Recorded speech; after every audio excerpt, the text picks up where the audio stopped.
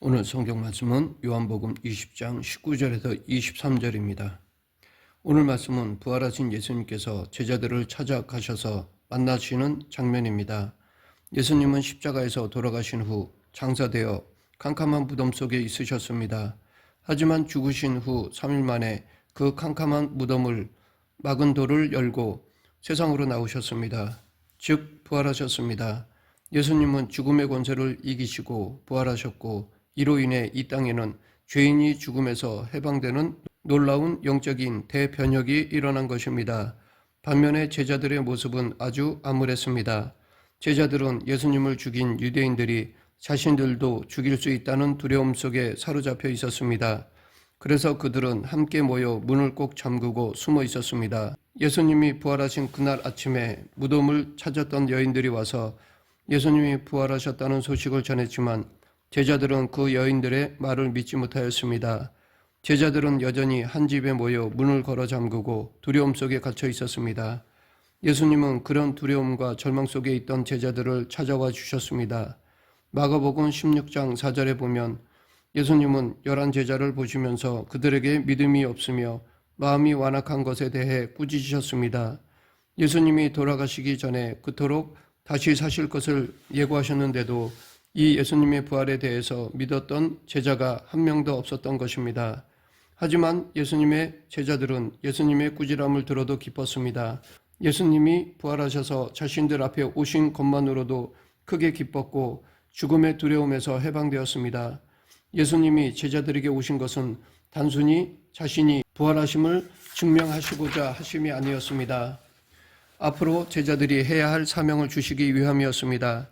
오늘 본문을 통해 우리가 예수 그리스도를 믿는 믿음은 무엇에 근거해야 하는지, 그리고 부활을 믿는 우리에게 예수님은 어떤 삶을 요구하시는지에 대해 알아보겠습니다. 먼저 예수님을 믿는 믿음은 내 생각이나 감정, 내 주변의 상황에 반응하는 것이 아니라 예수 그리스도의 말씀에 반응하는 것입니다.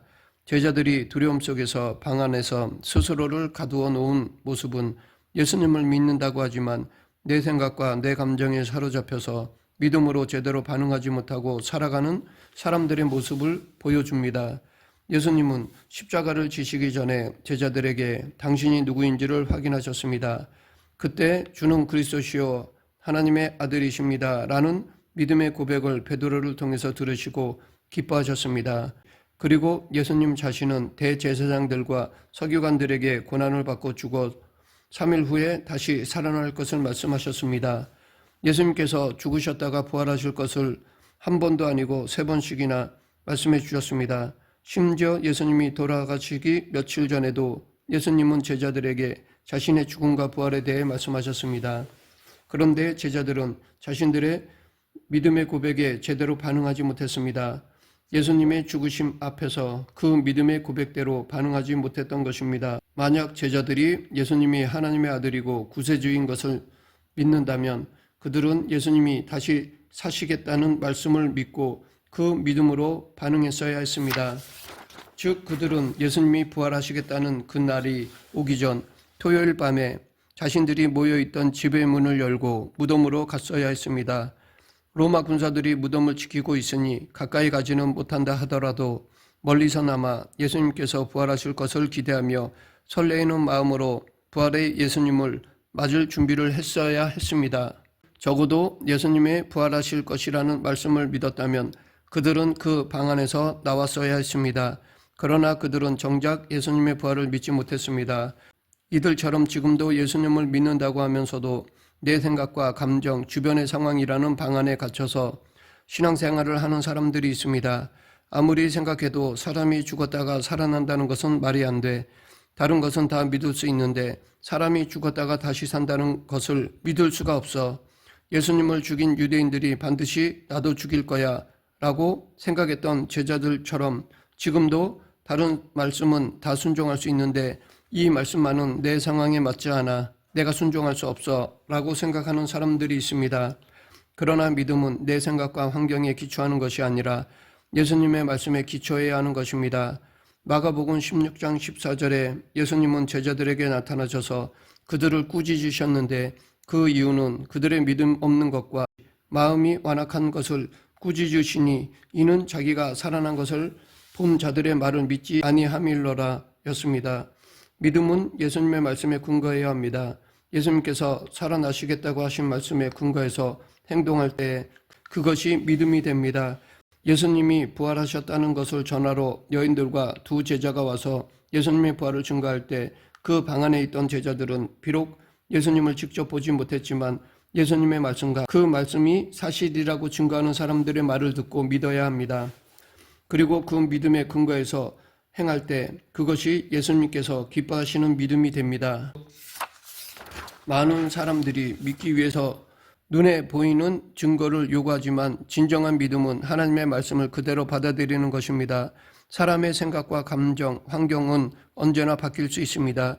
이러한 것에 기초한 믿음은 자신들을 자신들의 생각과 환경이라는 방에 가두어 놓고 그 안에서 두려워하기도 하고 그 안에서 기뻐하기도 하는 잘못된 반응을 가지게 합니다.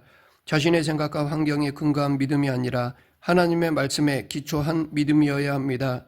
그럼에도 예수님은 믿음 없는 제자들을 외면하지 않으시고 그들을 찾아와 주셨습니다. 이 부활하신 예수님의 출현은 제자들에게 있어서 예수님이 하나님의 아들이시고 구세주임을 믿게 하는 결정적인 근거가 되었습니다. 예수님께서 제자들이 모여 있는 방 안으로 들어오셨습니다. 그런데 문이 잠겨 있는데 문을 두드리지도 않으시고 그렇다고 누가 문을 열어준 것도 아니었습니다. 예수님은 문을 통과해서 들어오셨습니다. 이 말씀을 통해 예수님이 부활하셨을 때의 새로운 몸을 입으셨음을 알 수 있습니다. 사람들이 궁금해하는 것 중에 하나가 사람이 부활하게 되면 어떠한 몸으로 부활하느냐는 것입니다. 그래서 죽어서 화장을 하거나 내장을 하게 되면 몸이 없어지는데 부활할 몸이 없음을 걱정하기도 합니다. 하지만 예수님의 부활의 몸은 썩을 몸이 아니었습니다. 영생에 참여할 수 있는 영원한 몸으로 부활하신 것입니다. 이렇게 부활의 몸으로 오신 예수님께서 제자들에게 가장 먼저 하신 말씀이 평강이 있을지어다 였습니다. 이 평강이 있을 것이라는 말씀은 그 이후에 한 번 더 하셨습니다. 예수님께서 제자들에게 빌어주시는 이 평강은 단순히 사람을 만났을 때 의뢰히 하는 인사의 의미를 넘어선 큰 뜻이 담겨 있습니다. 예수님은 첫 번째로 너에게 평강이 있을지어다 라고 말씀하신 후에 당신의 손과 옆구리를 보여주셨습니다. 예수님의 손과 옆구리는 예수님께서 사람들의 죄를 대신 지시고 죽으심을 나타내는 증표입니다. 그리고 제자들은 예수님의 손과 옆구리의 자국을 보고서 기뻐하였습니다. 바로 이것이 평강입니다. 이 평강은 예수 그리스도의 대속으로 인해서 죄사함을 얻고 영생을 얻었다는 믿음 가운데에서 누릴 수 있습니다. 우리의 삶은 이 땅에서 앞으로 무슨 일이 일어날지 모른다는 불안과 두려움 속에 살아갑니다. 그런데 우리가 경험할 가장 확실한 진리 한 가지가 있는데 그것은 예수 그리스도께서 십자가에서 죽으심으로 내 죄가 용서받았고 구원함을 받았고 영생을 살아갈 것이라는 것입니다. 우리가 평강을 누릴 수 있는 것은 예수 그리스도의 죽으심과 부활을 통해서 우리에게 영생이 주어졌기 때문입니다. 그러하기에 예수 그리스도의 손의 못자국과 허리의 창자국은 우리에게 영생의 평강을 가져오는 증표입니다. 그리고 예수님께서는 다시 한번 너에게 평강이 있을지어다 라고 말씀하셨습니다. 그리고 아버지께서 나를 보내신 것 같이 나도 너희를 보낸다 라고 하셨습니다. 하나님께서는 이 세상 사람들을 죄로부터 구원하시기 위해 예수님을 이 땅에 보내셨습니다. 그리고 이제 예수님은 십자가 위에서 이 사명을 감당하신 후 제자들을 세상에 보내시고자 하셨습니다. 그러하기에 예수 그리스도의 죽으심과 부활을 믿는 사람은 누구나 이 소식을 세상 사람들에게 증거해야 할 사명이 있습니다. 예수님은 제자들이 더 이상 방 안에 문을 잠그고 숨어 있기를 원치 않으셨습니다. 사방의 유대인들이 자신들을 죽이려고 한다고 할지라도 그 문을 열고 나가서 담대하게 예수 그리스도께서 구원자 되심을 전하는 삶을 살기를 원하셨습니다. 예수님께서 지금 우리를 믿음의 사람으로 부르신 것은 우리를 보내시고자 함입니다. 그런데 우리가 이 사명을 감당하기 위해서는 반드시 필요한 것이 있습니다. 그것은 성령님을 받는 것입니다. 예수님은 제자들을 보내신다고 말씀하시면서 그들에게 숨을 불어주시면서 성령을 받으라고 하셨습니다. 그리고 너희들이 누구의 죄든 사하면 사하여질 것이고 그대로 두면 그대로 있으리라 라고 하셨습니다. 예수님께서는 이미 가이사랴 빌립보에서 제자들에게 내가 천국 열쇠를 내게 주리니 내가 땅에서 무엇이든지 매면 하늘에서도 매일 것이요 내가 땅에서 무엇이든지 풀면 하늘에서도 풀리리라 라고 말씀하셨습니다. 예수 그리스도의 복음을 증거하는 일은 사람의 힘으로 하는 것이 아닙니다. 성령의 능력으로 감당하는 것입니다. 지금 나를 가두고 있는 방안을 박차고 나갈 수 있는 믿음도, 자신을 죽이려는 유대인들에 대한 공포를 이길 수 있는 담대함도, 그리고 세상 사람들에게 그리스도의 복음을 증거하는 것도 모두 성령님의 도우심이 필요한 것입니다. 말씀을 맺겠습니다. 우리의 믿음의 근거는 하나님의 말씀이 되어야 합니다.